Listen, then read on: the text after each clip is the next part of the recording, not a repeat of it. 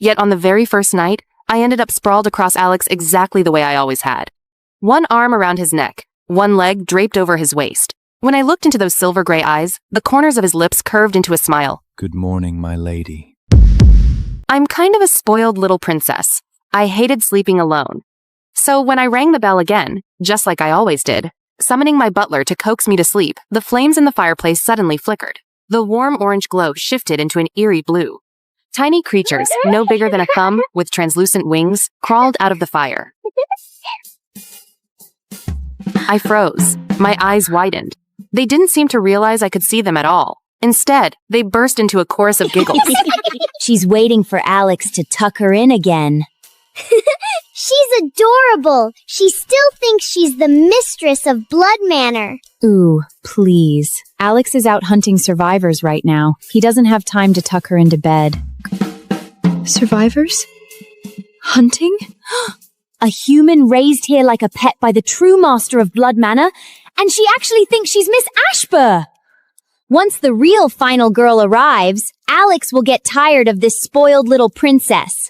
Then he'll slice her into paper-thin pieces, arrange them on a silver platter, and eat her one bite at a time.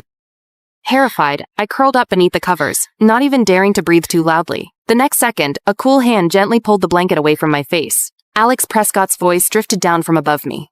My lady, what's wrong? He reached out, as if to check my forehead. Miss Catherine, are you feeling unwell tonight?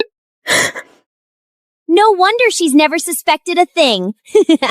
If I hadn't seen him smiling while snapping a challenger's neck with my own eyes, I'd have fallen for that gentle face too.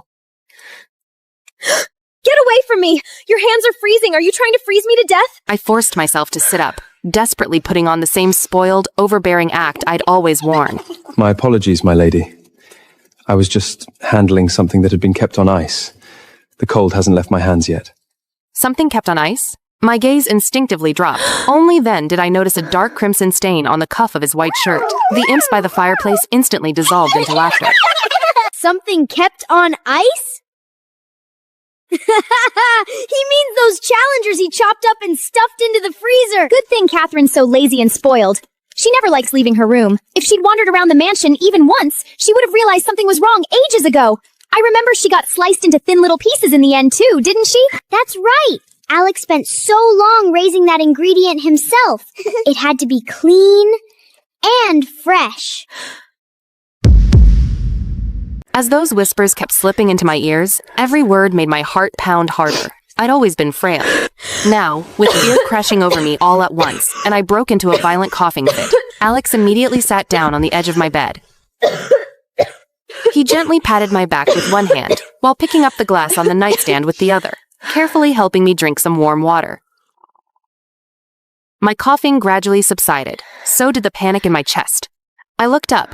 For the first time, I studied the man before me with completely unfamiliar eyes. As Blood Manor's most attentive butler, Alex Prescott was always dressed in a perfectly tailored black tailcoat. Every movement he made was elegant, refined. He looked like the true master of this manor. No. According to those imps, he always had been. Noticing my unblinking stare, Alex's Adam's apple bobbed gently. For the briefest instant, a crimson gleam flashed through his silver gray eyes. Then he raised a hand and slowly loosened his tie.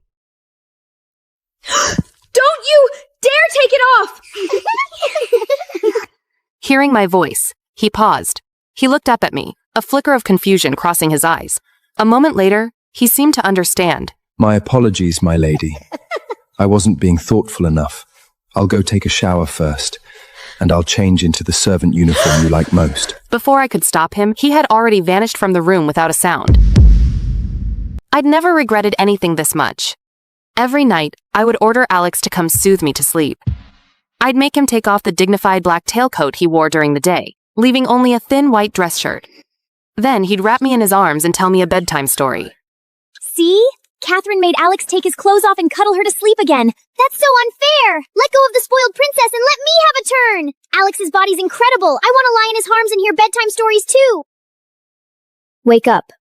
He's the master of Blood Manor. That gentleness is nothing but a disguise. To him, humans are no different than lambs waiting for slaughter. Only the clever, fearless final girl is worthy of making his heart race. Catherine's just a spoiled porcelain doll, timid, delicate, always treating a monster like her personal butler. The fact that she's still alive is practically a miracle. I couldn't even begin to process everything the imps had said. In the blink of an eye, I'd gone from the most privileged Miss Ashbourne, of Blood Manor, to an ingredient that simply hadn't been served yet.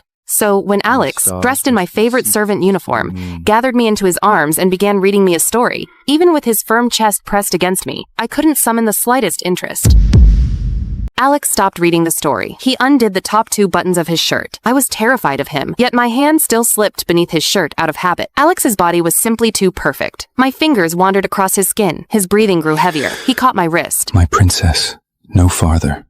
Stop! Catherine! Stop! Let me do it instead! She doesn't even know who she's touching. That's the most dangerous monster in Blood Manor, and the best-looking one! See? Alex indulges her. That doesn't mean he'll let her cross the line. The one he truly wants will be the final girl. What Catherine's touching now is nothing more than a body that's destined to devour her someday. Everything the imps had said was true. Alex had always indulged me because I hadn't crossed his bottom line. The old me never would have stopped. He was only a butler. Whatever his mistress wanted, he wasn't allowed to refuse. But now, I knew I was nothing more than a dish waiting for his table. I closed my eyes and slowly withdrew my hand from beneath his shirt. Alex froze for the briefest moment, as though he hadn't expected me to actually stop. He lowered his gaze to me, his expression unreadable. My lady, if this is truly what you want, I can. I don't. I cut him off, slipped out of his embrace, and turned my back to him beneath the blankets. Leave my room.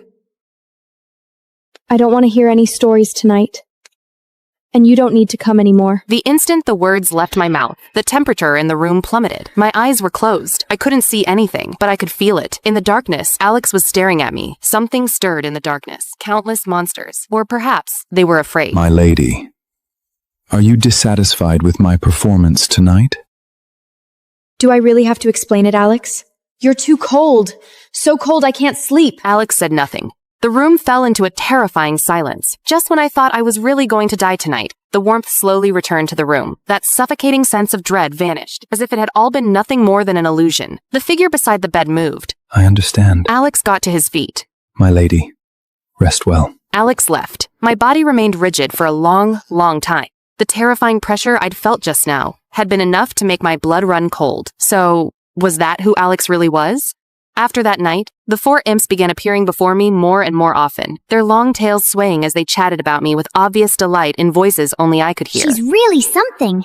She's lived here for 3 years and never once bothered to look at what's hanging on these walls. My footsteps faltered. Slowly, I turned toward the paintings. I'd always thought they were simply old-fashioned, their colors dark and faded. But now, looking closely for the first time, I realized something was terribly wrong. The dark crimson patterns I'd always mistaken for plum blossoms were actually bloody handprints. Some bore the full imprint of an outstretched hand. Some were twisted into grotesque smears. Others stretched all the way down the wall, as though someone had clawed at the stone with every ounce of strength before being forcibly dragged away by something. A chill ran through my entire body. Those were left behind by players trying to escape. I clapped a hand over my mouth and turned, running toward the drawing room. This was a place I knew well. I'd spent countless afternoons here drinking tea, ordering the servants to replace vases that displeased me, or making Alex Prescott bake me another tray of desserts. But this time, I couldn't find even the slightest sense of comfort. This is where Alex welcomed the players. And it's where he slaughtered them by the dozens. That carpet wasn't always this red. It was dyed that color with blood. A shiver crawled up my spine. Those candles were made from rendered human fat. As for that chandelier, it's made from the players' skulls. In that instant, the entire manor transformed before my eyes. The familiar corridors, the drawing room. It was as if someone had peeled away their beautiful, comforting disguise, exposing the blood-soaked truth hidden beneath. Those quiet, capable servants were no servants at all. They were monsters that devoured people without leaving even their bones behind. The beautiful flowers in the back garden weren't ordinary flowers either. And Alex Prescott, the perfect butler who prepared my meals every day, he was the true master of this manor, and the most terrifying, the most merciless existence in this entire nightmare trial. The 4 imps told me that Alex's favorite pastime was hunting the human players who entered the trial in the cruelest ways imaginable. Not a single player had ever survived more than 3 nights in Blood Manor, except me.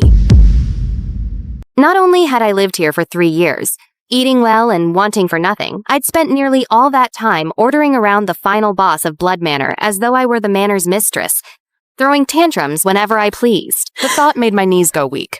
How had I even survived all this time? Was it because Alex hadn't grown tired of me yet? Or because, in his eyes, I was nothing more than a pet kept inside the manor, one that still amused him? In half a month, Evelyn Marcy will arrive. Smart, calm, brave. The kind of woman who can truly capture the final boss's attention. Once Alex meets Evelyn, he'll grow sick of a fake mistress who's fragile, spoiled, and utterly useless. Then he'll torture you in every delightfully twisted way imaginable. Before eating you. My whole body trembled. Half a month. That was all I had left. If everything the imps were saying was true, then the day Evelyn Mercer arrived would be the day I died. I couldn't stay here any longer. It didn't matter how gently Alex treated me now. It didn't matter how much he'd indulged me before. Gentleness could be a disguise. Indulgence could be nothing more than a hunter's patience before the kill. He is a monster. I am human. To him, perhaps I'd never been the mistress of this manor at all. Just an ingredient carefully raised to be delicate, clean, and perfectly to his taste. I had to leave, as soon as possible. I had to leave this manor, and leave Alex Prescott. When I told Alex Prescott that I wanted to take a walk outside the manor, he gracefully took my hand and pressed a kiss to the back of it. My lady, I've told you before, the world beyond the manor is dangerous. I don't care. I've been stuck inside this place every single day. I'm suffocating. I want to go outside and get some fresh air. A thoughtful look crossed his this past year. I finally looked up at him. I'll be giving Harrison a full report on this year's projects. I'll CC you on the email. No need to ask. Are we strictly business now? I'm asking because I care about you, Charlotte. Then there's even less to talk about. I cut him off, head bowed as I typed a reply. After all, whenever I tried to talk to him about marriage, our life, or our future, he would just give me that cold stare and say, Charlotte, I'm busy. Can you grow up? Even Chloe, that intern, works harder than you do. Damien clearly hated my attitude, but he forced a change of subject. I got a call from the realtor yesterday. You sold our house? My fingers paused over the screen. I don't know. The realtor probably dialed the wrong number.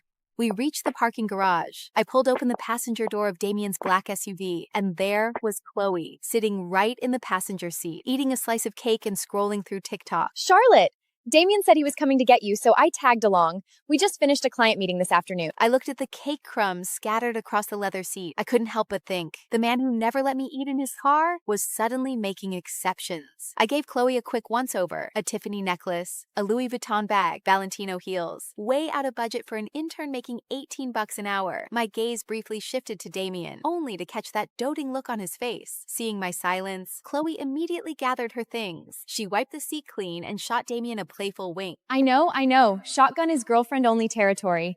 Here, Charlotte, take the seat.